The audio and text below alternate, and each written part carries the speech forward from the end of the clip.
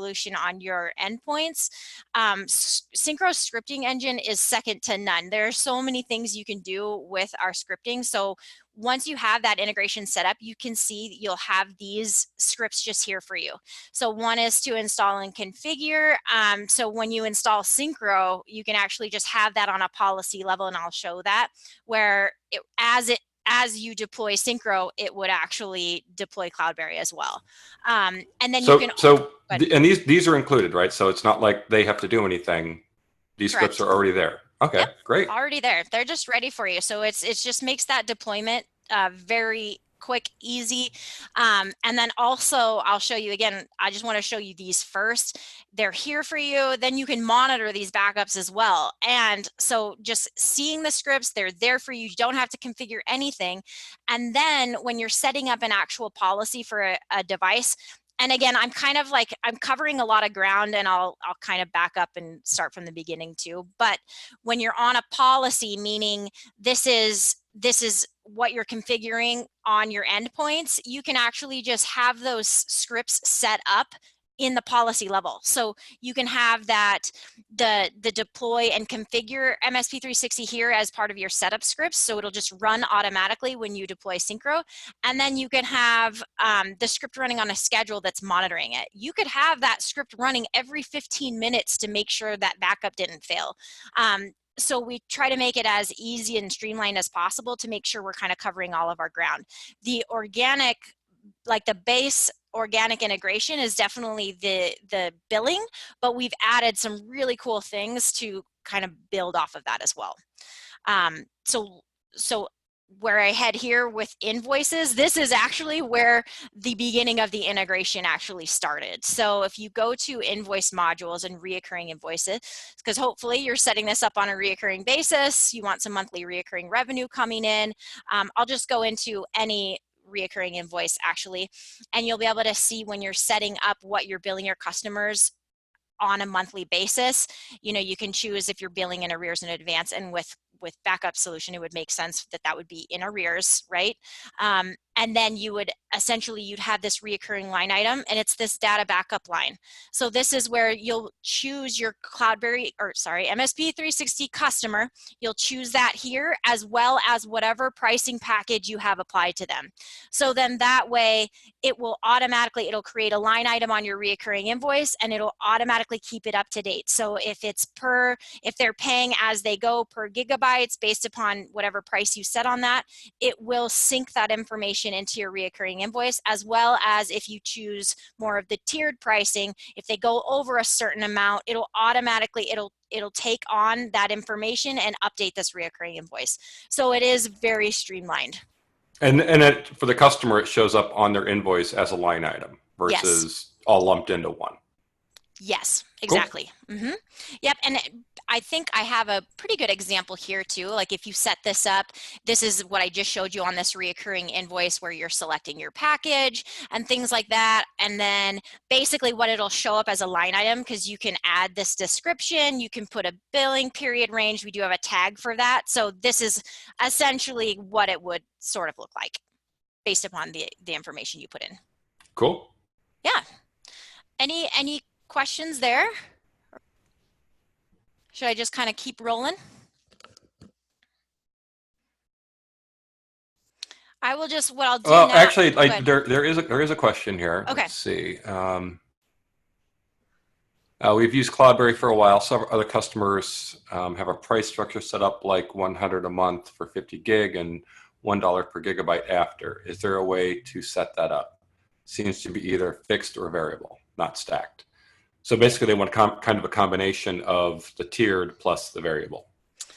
Right. I don't think we're set up for that at this point. I think it's just the two options there. I can double check that, but I don't think it is stacked. Okay. Mm-hmm. Thanks. But that's a cool idea. I know we can definitely talk to the team for sure about that. So from here, what I'll do is I'm just going to kind of give you an overview of Synchro. So I'm just going to bring up a customer, And again, if you have any questions, Doug's going to kind of field those in either the Q&A or the chat box. You can put those in either place. And obviously, if you have questions regarding that integration or just anything that I'm going to go over here, feel free to pop those in those areas. All right, so let's go ahead. I've got a customer detail page up here. This is a very populated account on this demo account. I do that on purpose just so you can see kind of what the possibilities are. Of course, the goal using Synchro is you're doing everything from monitoring devices to tracking your time to billing your customers. So at first glance, you can see right away, you've got a financial overview. Obviously, Larry owes me quite a bit of money and I probably need to collect. But it's just nice to have that information at first glance. In addition to that, you have custom fields.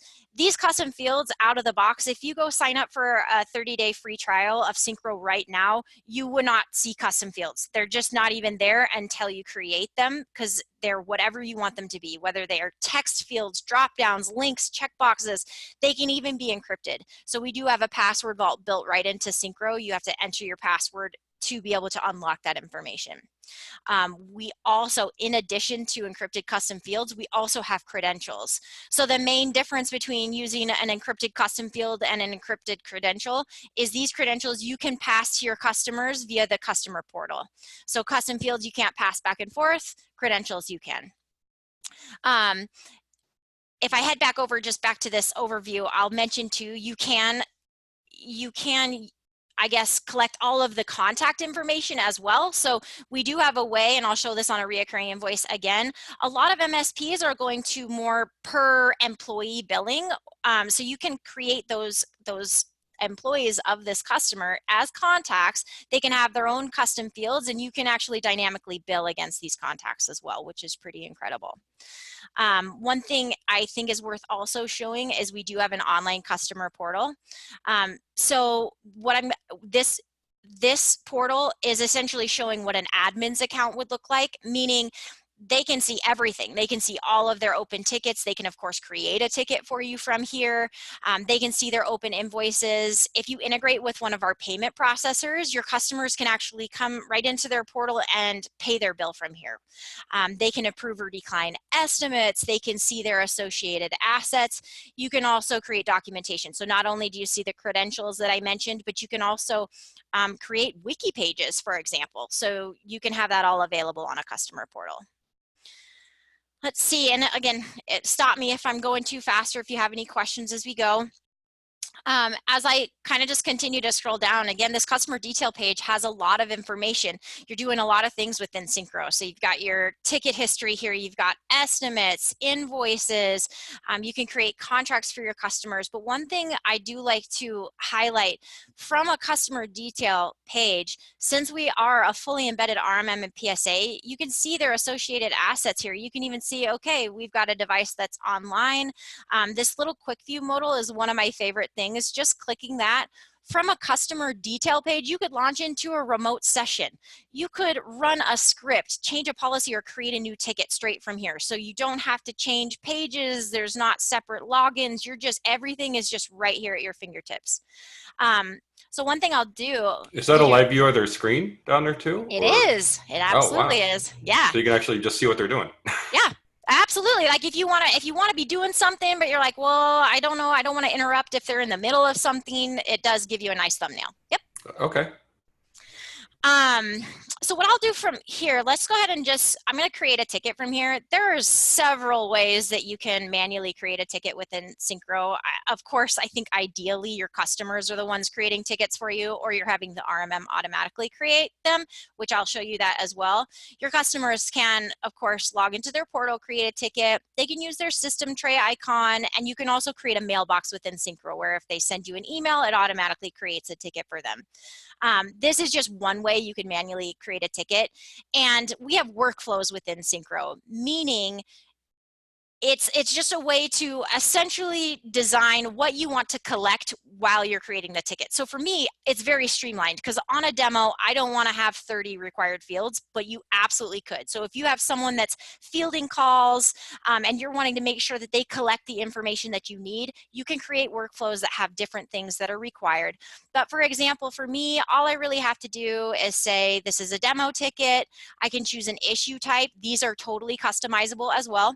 I'll go ahead and say this is remote support, and then maybe something like they've got a virus on their device, for example. I mentioned you can have custom fields for your customers, but you can also have custom fields for tickets and assets as well. I'm going to go ahead and create the ticket. As you can see, I've got my asset already attached to the ticket. So when I head over to the ticket, that information is right here. I've got my asset here. And again, that quick view modal is intact again. So I can get that thumbnail, as Doug mentioned, but I could run a script right here from the ticket. I don't even have to leave the ticket to be able to do that. It's incredible. So we did have another question come up real quick, and I'm sure you're going to show this, but because right now we're like on the we were on the customer overview screen, but someone wanted to know if you can get the health of all the assets in a single view. And yes, we do. I mean, we have some really great, like a customer RMM report where you can see any, all of the alerts that have happened over a certain amount of time. But when I head over to the main assets and RMM screen, you do have a great overview of like what alerts are happening, what's currently actively going on as well. Okay, got it. Thanks. Yeah, of course. While we're in a ticket, there's a few things that I like to highlight, one being worksheets. These are one of my favorite things. The example I gave, maybe this is a virus removal type of a ticket. You can pre-make worksheets and add them to tickets. You can even have them automatically append to specific custom field types of a ticket.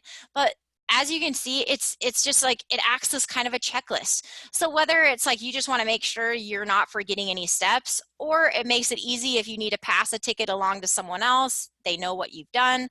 So worksheets can come in handy. Let's see here, a few other things. There are several ways that you can track your time within a ticket.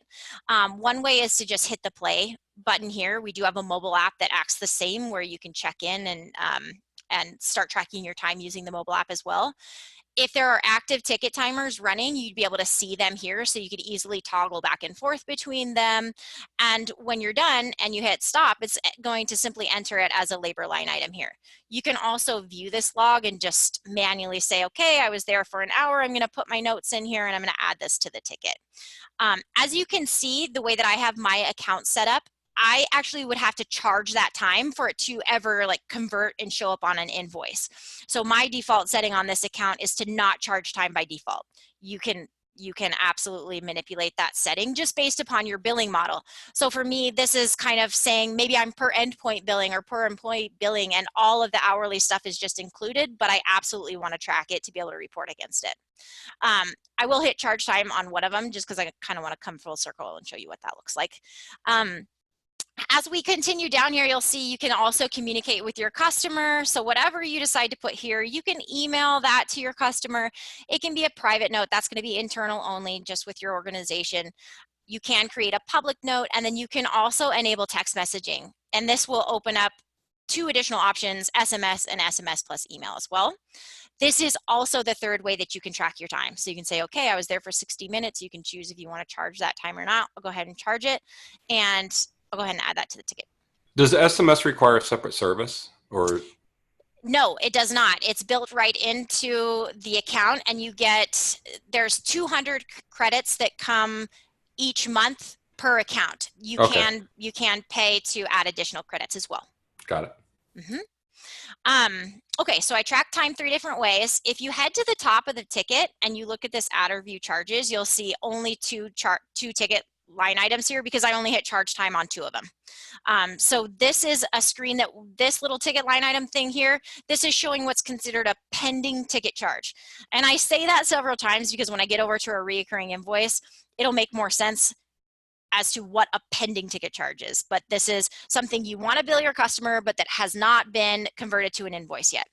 This is also the place within a ticket. If you fully utilize, we have an inventory system built right into Synchro. It's incredibly robust, so you can manage your products, your services. You can do, they can be serialized. We've got barcodes that you can scan, all of those things. But you can add things to your ticket from here. So if you sell them hardware, you can do that. This is also where if you just wanted to say, you know, I had to go to the store and grab this piece of material and you want to charge them, you can just manually put this onto a ticket as well. So this screen right here, essentially, if I were to make an invoice straight from this ticket, those are the line items that would show up on that invoice. So if you did have a break fix type of flow, or if it was project based and something outside of the reoccurring invoice, you can convert a ticket straight into an invoice. We also integrate with accounting softwares, so QuickBooks Desktop and Online, as well as Xero. And anytime an invoice is generated, that automatically syncs to those accounting softwares. There's not like an additional button or anything like that, additional charge, it just does it.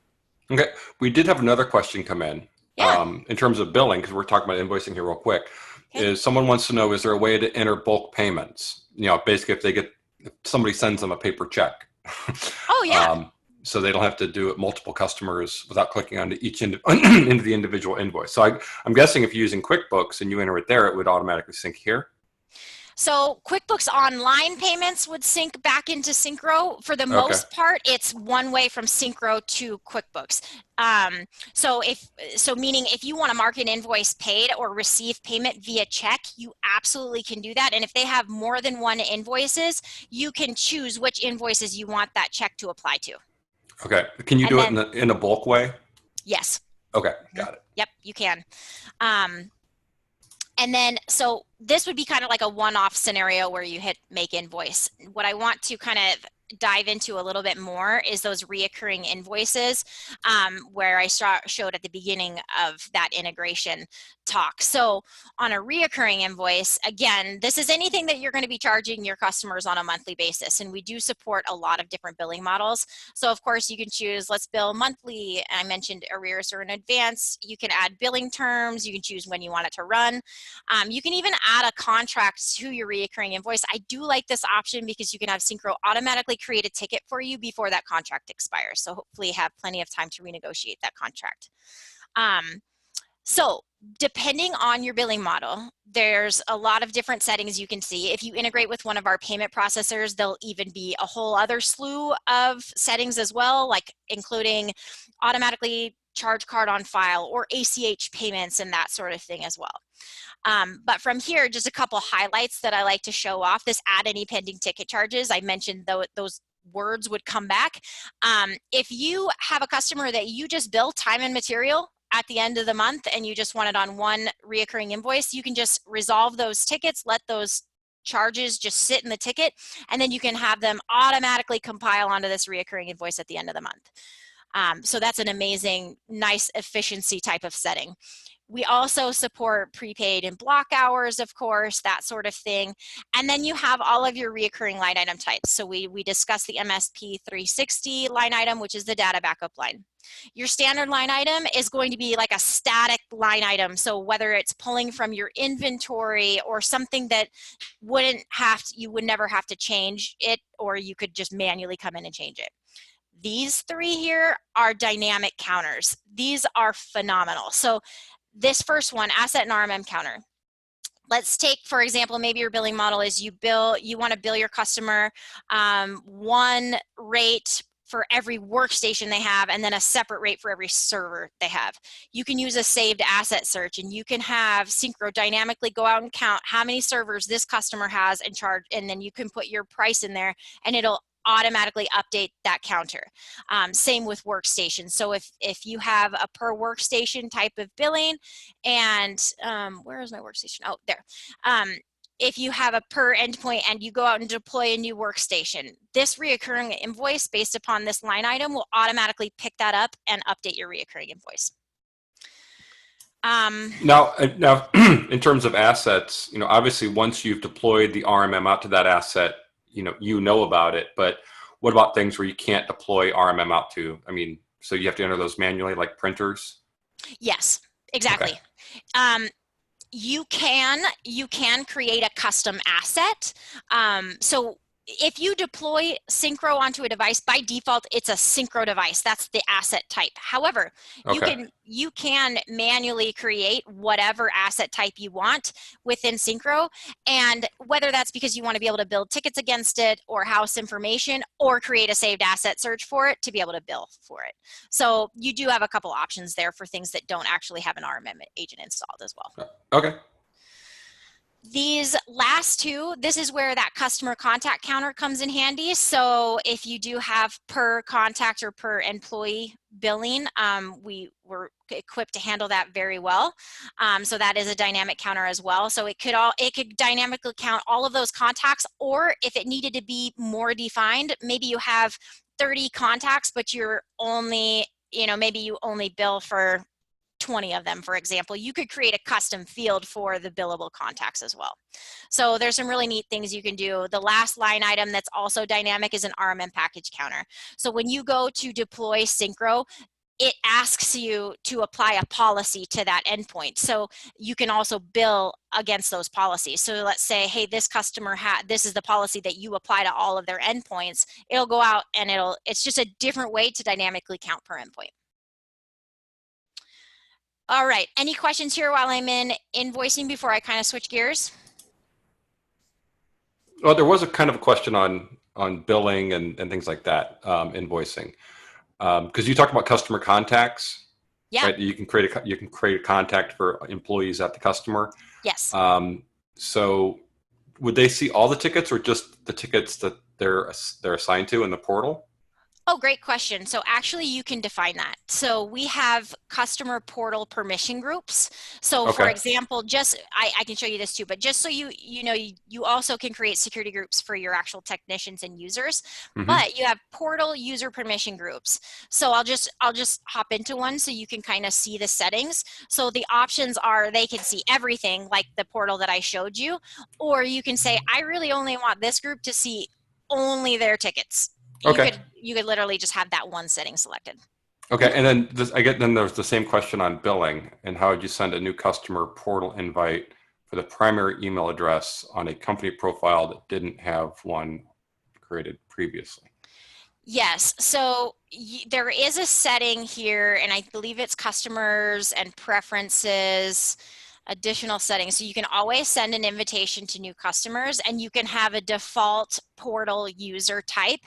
What we would probably recommend in this case scenario is that you would have like your default more of maybe what would globally be a customer portal access. And then if it's the main person on the account and you want to give them access to everything, if you were in their account, you can then, in addition to that, they would be, if they set up their portal, they would have this created in here anyways, and you could just change what portal access they had. But if you Okay. were adding one here, you can always just say, this is the group you want them in. Okay. And did that answer the question? Hopefully that did. Hopefully. Okay. Okay. So from here, I usually kind of switch gears and head into the RMM. Does that sound like a good plan? Works for me. Okay. Awesome. All right. So let's go ahead. Let's see, maybe I should clean up my screen just a little bit. I get a little tab happy every once in a while. So this main screen, this is where it's an incredibly interactive dashboard. So you can see right away, okay, I've got a computer with an alert. That's clickable, it'll take you there. But everything here is clickable as well. So you get a nice overview of what's kind of going on in your environment. In addition to that, you can customize these tabs here. So for example, I actually normally have this alerts tab right front and center. I like to look at my current alerts in more of a list format. So I can see what's going on here. I can see if a ticket's been created. If it hadn't, I can create one from here. I can view the alert. I can mute or clear the alert from here as well. So it's just kind of just showing you can change your view based upon your preference. The other thing that is definitely worth showing off is we have this saved asset search here. This is where whatever type of dynamic counter you want on a certain subset of devices, this can come in really handy. So whether you need to run a script en masse to uninstall something, for example, you could get a search going and then perform things in mass. So saved asset searches are great. This is what that, on that reoccurring invoice, these are those saved asset searches that it's pulling from. We also have a built-in, we have what we call mailer. So for example, if you had, say you're doing maintenance on servers on Saturday and you want to send out a mass email to everybody that has a server to let them know that, you could easily do that with this saved asset search in conjunction with mailer. So kind of a neat tool combination there. While I'm on this screen, one of the things I kind of want to show off right away is this automated remediation. So I mentioned at the beginning, there are just so many ways that you can streamline your process within Synchro. So on an RMM note, I also mentioned that you can have tickets automatically be created based upon an RMM alert. This is how you could do that. And it's so simple and streamlined and easy to use. So you can say, okay, I'll go trigger category is, and then I'll do something simple like low hard drive space. From here, if you left this condition as is, it's going to be global across all of your endpoints, but you can further define that. So you can say, maybe I only want this automation to run if it's on a workstation, for example. Then you can decide how you want Synchro to respond. So it could be anything from, maybe this is something you'd want it to create a ticket for. You can predefine all of these fields here. And then you could say, hey, let's run a script. Let's clean up temp files, for example. You could then have it clear the alert. One thing that I'm going to show you right now is our scripting engine, because within these automations, you can even have a script running that's logging time in this ticket. So you can absolutely go full circle without even having to touch a machine. So these automations are incredible. Did you have a question, Doug? Yeah, well, something you said was interesting. So you could have it log time. So even though it's automated, it still takes time, and then that time would go against, you could bill the customer for that time. Is that how I understood that? Yes, that's exactly accurate. Because I know some people, when they talk about automation, it's like, well, if I automate everything, then when the customer has an issue, if it's automated and remediated, they never have, I never talk to them. And they don't think I'm doing anything. So sometimes automation is good. Sometimes it means you don't talk to the customer that much and they don't see your value. Right. So a couple things, just even using these automations. One thing, if you have specific alerts, anything that you're doing that's automated that you don't want it to go like unseen, if it's creating a ticket, you can report against these tickets. But B, in these automations, you absolutely can say, let's go ahead and email this customer and just let them know that this alert came in and you cleaned up temp files. Like you can add that to the automation so they know what's happening and they know that you're always kind of working and taking care of things. So it doesn't look like it's an automation to them. Okay, and one other question just came in as well is, can you assign the time it took to a tech in the automation? So you can assign time, but can you also assign a tech to that time? Really good question. Let's go over to that script. And Ian, if you know this for sure, feel free to hop in. That might be something I'd have to double check on. Pretty sure it's in there. I think it's one of the params. Yeah, so PowerShell thing. Okay, so one thing I'll show, I'm going to head back up here and talk about this in a sec, but this is this PowerShell module. It's built right in. We give you some quick help. So you can actually put this into the first line of your script, and then it's here. So you can format that the time is being entered into the ticket. This is where I think you could add that in there. Yeah, it's at the end. User ID. You scroll to the right, you would basically type the user's, so the technician's email address or their ID, you would put that right there. And then it basically says that they're the one doing it. So pretty straightforward. Sweet. Okay. Awesome. Cool. Cool. Awesome. I learn stuff every day, so that's cool. So this PowerShell module is absolutely incredible. So kind of piggybacking off of this, I want to just show, obviously, if you're creating your own script within Synchro, you can see, you can choose different file types to write that script in. PowerShell is by far the most robust. So just by selecting PowerShell, you'll see that it added scripting variables here. So the power that lies within variables, so whether it be runtime or platform, these platform variables, these values can be anything within the system. So every time I mentioned all of those different places you could put a custom field, you can call on that custom field from this script. So maybe you want to, create a deployment script and you want to reference a license key or something like that. Instead of having to create a totally new script for every customer, it's a dynamic value here. It's a variable that you can call on. So it's absolutely, it's amazing. Our scripting engine, again, as I mentioned, it's just second to none. It's so powerful. And then you can see that using that PowerShell module, you can, not only can you call on custom fields, but you can actually write to these custom fields. So you can get a certain value and then have it then write to the actual custom field. So there's just some amazing things you can do with the scripting engine. Let's see, any questions here so far? I should keep rolling. I don't have anything in the Q&A. Okay, sweet. I'm gonna go back to assets and RMM here and show you a couple other really neat things.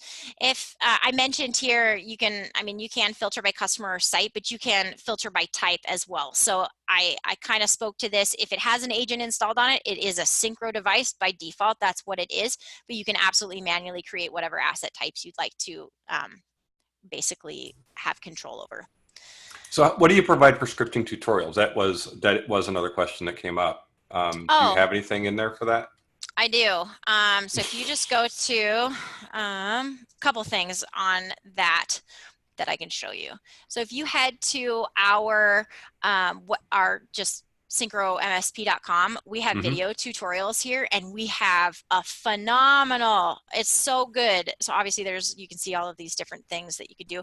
But this customer training scripting module video is amazing. So good. It goes very in depth with the PowerShell module and the variables that we just discussed. So this is awesome. Great.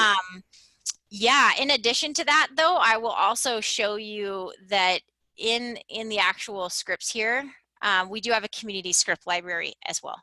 So there's a nice resource here just within Synchro. If there's something that you would want to use, all you have to do is import that to your scripts, and now it's available for you to run on an asset or a policy level. Yeah, that's handy as well, especially if you create one and you want to share it with the community, then you can share it out as well. Cool. Yep, you can absolutely share them, and of course, and we put this here though. We definitely test those scripts. We don't. You can't just throw one on here. That's for sure. Okay, so if we head back over to the assets and RMM, one other thing. So many things within Synchro are customizable. It's incredibly flexible. So even this view you can customize, and we got very granular with these options. So you can pretty much be sure you can look at exactly what you want to see at first glance. Using this quick view modal, again, as I have shown several times, I can show you Synchro Live. So this is our proprietary built-in remote session tool. By default, it's going to take you to the task manager with the ability to stop processes here. You do have a service manager built right in. So this is going to list off all the services on this machine. They're searchable. You can start, stop, restart services from here. You've got your system information available. You have a file system, so you can upload, download, transfer files from here.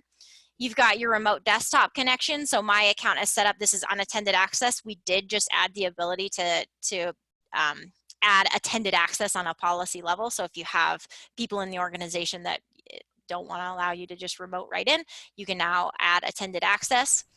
Would that disable the screenshot view as well, the thumbnail view as well? I believe it does. Okay. I like the feature, but I could also see where it might be not so great. Oh, sure. Yeah. And it was, we got it. It was a very highly requested feature, which, we take feedback very seriously. So it was definitely climbing the ladder on the requests. And so we built it, and people are really happy about it. Okay, cool. The other thing that I'll show you while we're just in this remote session, when you deploy Synchro, you can upload your own little system tray icon here and you can customize. So by default, it's the little Synchro Octo, and all the option is a support portal and allows your customers to be able to create a ticket for you. But we have added some really cool things so you can customize that right click, but also we've added this agent contact form here. So the portal opens up a web browser, right? This just opens up this little modal. You can customize it. You can choose what you want it to be required. You can even on the back end, you can choose, like, if someone submits a ticket using this agent contact form, you can have it automatically assign like a ticket type. You can even assign it to a specific technician if you want. So it's pretty awesome. And you might have said this, but I might have missed it. Can you custom brand this? Yes, you can. Okay. Yep, so you can custom brand the little icon here, and then also when you set up this agent contact form, you can choose to use the logo that you have created your account with, or Okay. you can have it call on a different URL as well. Makes sense. Thank you. Yeah. Lastly, you've got your terminal. So whether it be command line or PowerShell, you can be running things in the background from here. Oh, and another question came in terms of the remote desktop. Does the technician have to install anything, or is it all just done through the web browser? It's all just done through the web browser. So Synchro Live will just be installed when you deploy the agent. Okay, but so the technician, though, all they need is a web browser. Yeah, exactly. And okay, so they don't have to install a client on their side too. Cool. No, they do not. Yes. Okay, cool. So that's Synchro Live. Let's see here. I kind of want to just make sure, I mean, I can go through the device detail page, but this is where if you're looking at an actual device, you're seeing a ton of information here. But just so that I make sure we have time for questions and things at the end, the last thing that I kind of just want to make sure that I show off here are policies. So if you sign up for a trial right now, you'll see we've got like 4 or 5 example policies that we give you, but by no means does that mean those are best practices or anything like that. You can go in there and create your own policies, but this is how you configure what you're monitoring on an endpoint. So you've got your organically built-in triggers here, but it's worth mentioning that you can create a custom alert for pretty much anything that reports to the Windows event log. You've got, your resource usage alerts, agent notifications, or status notifications, excuse me, but I wanted to mention that within the policy, we also have Windows application patch management, as well as third-party application patch management. We have 3 different antiviruses that you can enable on a policy level. So it's MCSoft, Bitdefender, and WebRoot. And then throughout these policies, this is really how you configure all those settings that we kind of just have talked through. So you can require that this is the attended access option. This is where you can manipulate the system tray icon. And of course, I've talked about this before, where you can add the scripts on a policy level. So whether it's an install script or a script running on a schedule as well. So the other thing I think that's just kind of worth mentioning that I can kind of just show you too is that we do have a lot of integration partners. So if you head over to our App Center, you can see, we have a lot of different partners here, and it's these third-party integrations are very easy and straightforward to set up. So just mentioning that we do have a lot of different integrations based upon what other third-party tools you're using as well. Ian, is there anything that you would like to kind of add, or if you think I should show? Super quick, I think the other things maybe is to just tell them about how the pricing works and stuff. People usually want to know about that and the contract stuff and all that. Yeah, okay, perfect. Let's just go ahead. This is how transparent our pricing is. This is how I'm showing you our pricing. I'm just going straight to our website. So we do not have any contracts or anything like that. You, of course, can pay annually, and you can see that there's some savings there if you pay annually. You can also just pay month to month. And within Synchro, it's per user pricing. So essentially, anybody within your organization that needs a login to Synchro, and it's unlimited endpoints. endpoints. So you're paying, you know, if you're MSP, you're right around $100 a month per user. Unlimited endpoints, the only thing you would pay additional from Synchro would be if you went with one of the not third party, but one of the antiviruses that we have integrated. So that would be an additional charge than the per user. Okay, and just that's basically per tech, right? Not per client user. Correct. Okay. So, yep, per technician, anybody in your MSP that would need access to Synchro. Okay, so I have 5 employees. I would look at this and I'd multiply that number by 5, and that's how much it would be. You got it. Got it. Okay. Yes. And again, we do offer a full 30-day, it's fully featured trial. We have an incredibly low pressure sales team, so you won't feel like you're being hounded or anything like that. You can kind of just hop in there and test, and if you need a demo, we're happy to do one-on-one demos and kind of go through it similar to what we did today, but just more in depth and specific to your business. And then in addition to that, we do have, right now we are running a special too. So you can sign up for a 30-day trial, and then you can also get a 20% off your first month of Synchro as well. Great. Yeah. So there have been a few questions that have come up. One is about Hipaa compliance. Yes. So we're working on it. I don't have a specific date. I mean, I think the goal is, you know, before 2020. But I don't have a specific date. We're working hard on it though. Okay. And another question, I might get this wrong, so retype it if I do, is can you mix user type? Oh. I think on the pricing. So if you want PSA only for some and MSP for others. Right. So we're not mixing and matching. So everybody has to be on the same tier. Okay. Yeah, that's kind of what I figured the answer was going to be. Yep. And then we had a couple more questions on the Q&A. Back to your remote desktop capability. Is the file transfer available on remote desktop? So when you're in the remote session, can you do file transfer, or do you have to go back out to that other screen on the file system and do the file transfer there? Oh, I think you can do it both places. Okay. I'm fairly certain. Ian, do you know that for sure? I don't think you can. I think you have to go back out and do the file transfer and then go back in. But it takes 5 seconds to like click the connect button again. It doesn't. Yeah, because I mean it's all on kind of the same screen. But then kind of following on with that is there a request for access that has to be approved, or is that an option? So if I'm working on my computer and someone's wanting to come in remote access, do I have to approve that? Is that required? Is it optional?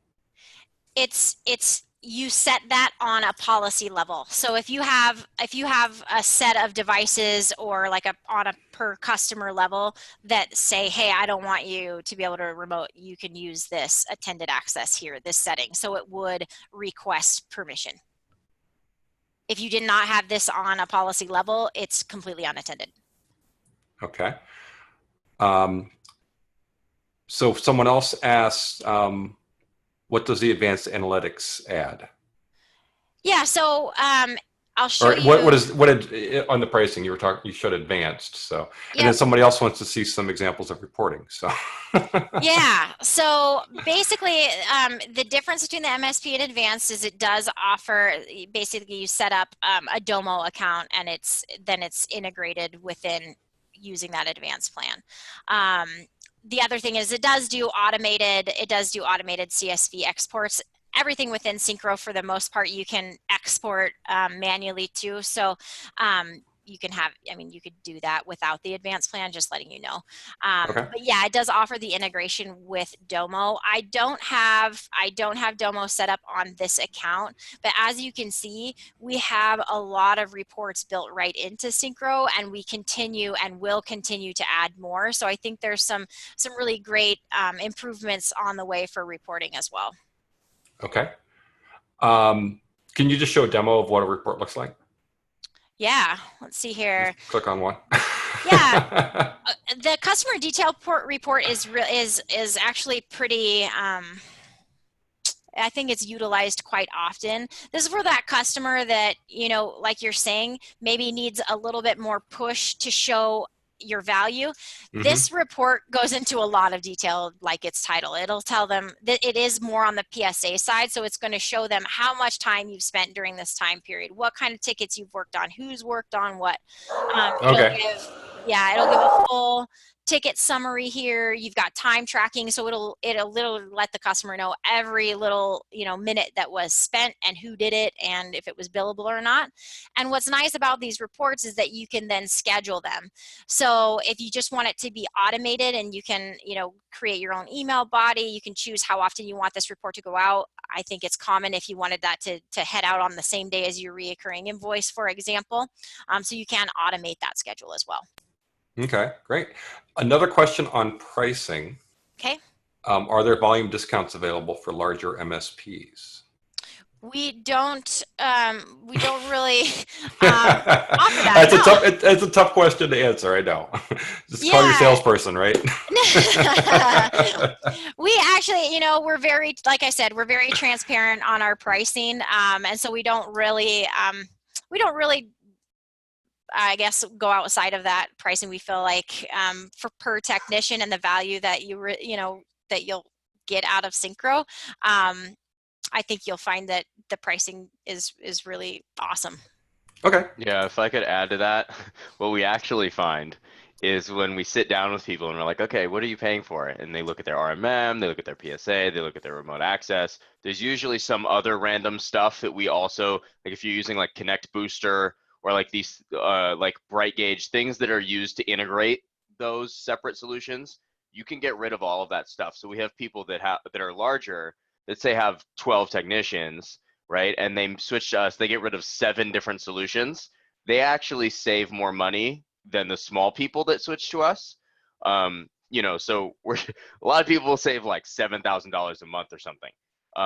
And so we don't really, when you look at the overall cost savings, there's not really any reason for us to offer discounts to bigger people because you save more money.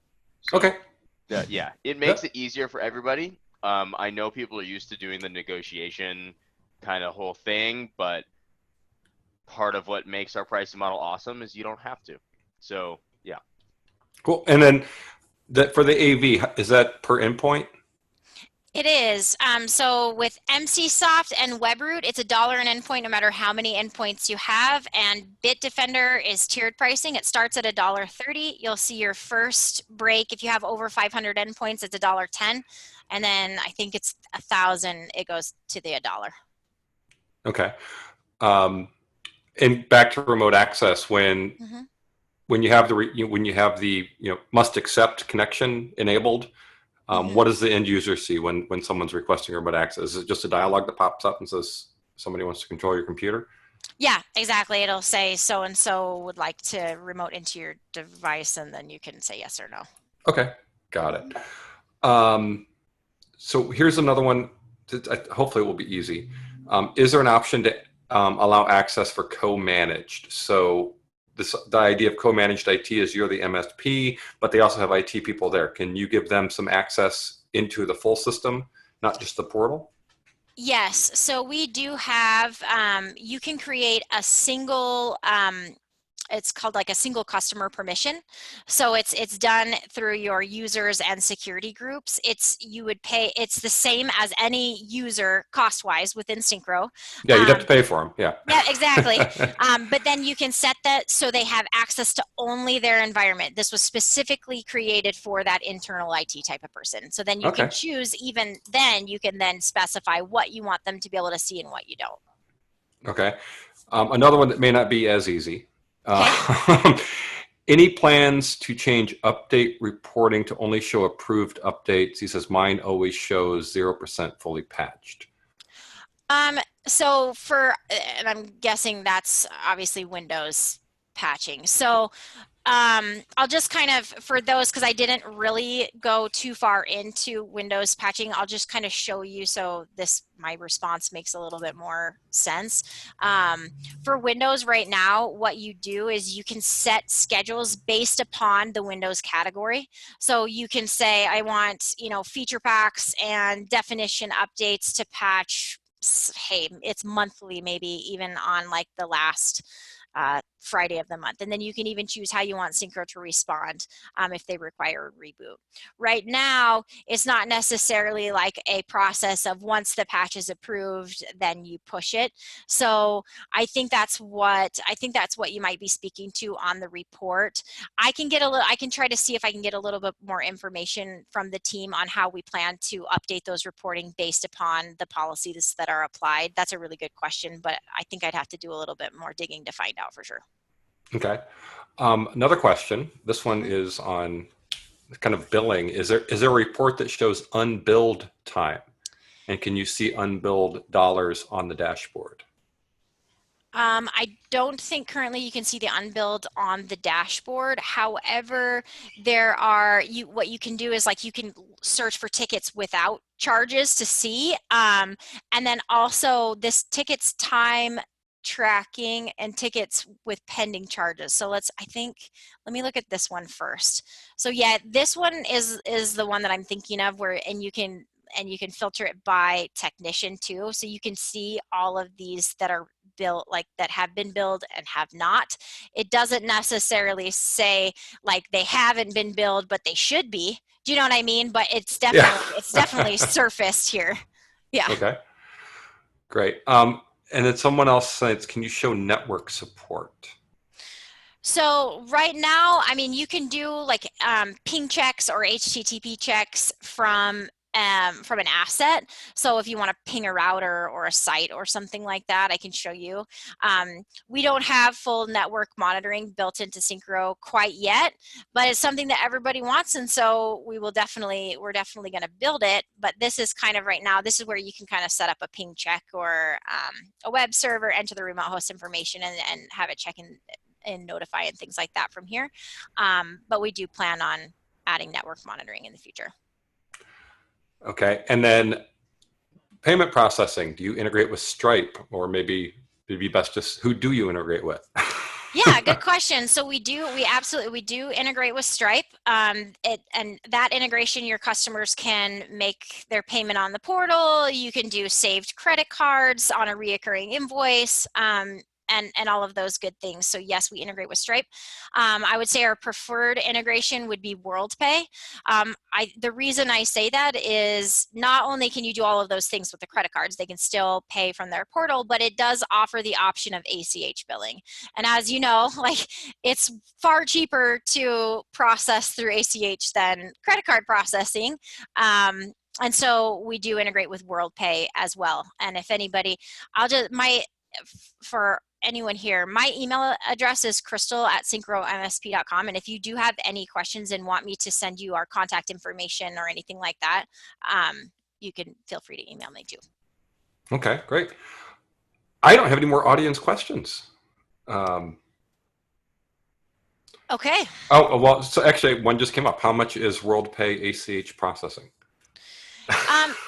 Yeah, good question. I think, as far as I know, I think it's something that you can negotiate. I've heard that it can be as affordable as, I think it's like $25 a month and then 25 cents per transaction. I have heard those numbers being thrown around. Don't like quote me on it, but you can negotiate there.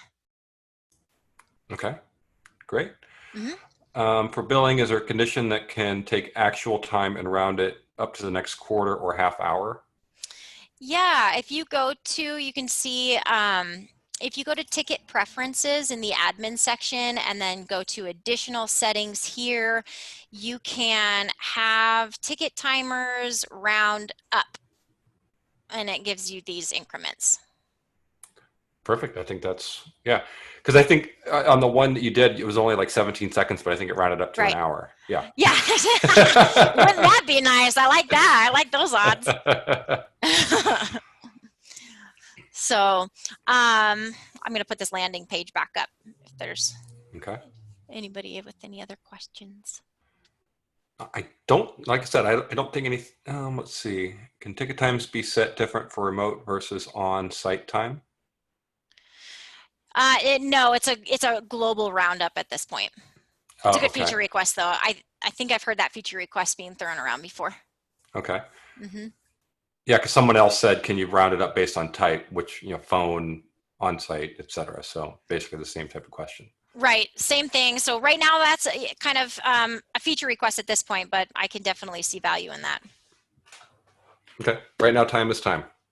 Yeah, time is time. Yep. Cool. All right. Well, hey, Doug, thank you so much for having us today. This was really fun. I appreciate it, and thank you all for hanging out. Crystal, thank you. Again, I really do appreciate it. Also want to, in terms of, MSP360, for sponsoring this, MSP Voice. If you haven't listened to MSP Voice, definitely check that out. It's a podcast I do every week, mspvoice.com. Again, thank you guys, Crystal and Ian, both for being on and answering all the questions and taking us through this great demo. Awesome. Thank you so much. Thanks a lot, Doug. All right. Have a great day. You too.